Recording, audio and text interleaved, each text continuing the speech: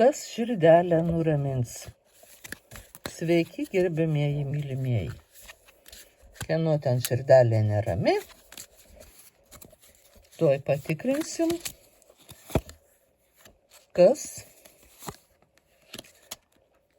tai pataisys.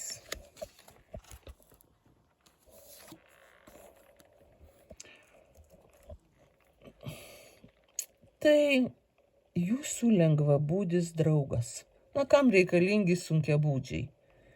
Jūsų pats lengvabūdiškiausias draugelis ateis arba paskambins ir praneš jum tokią gerą žinią ir malonę, kad jūs pamiršit visus nerimus ir liūdesius.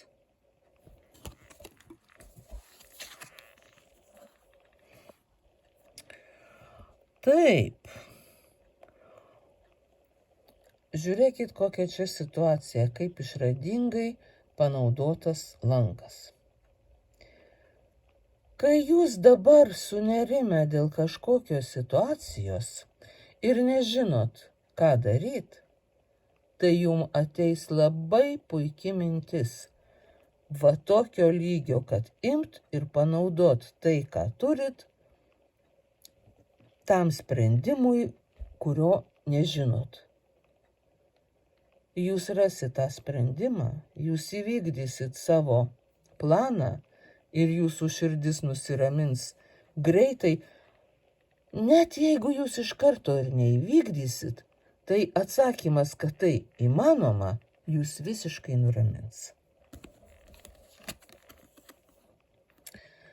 Na, o jūsų širdį nuramins šventė. Ar jūsų namuose, ar jūsų ne namuose kažkur. Jūs gal buvot įsitempę, labai daug dirbot ir toks nerimas ant širdies užplūdo, užvirto.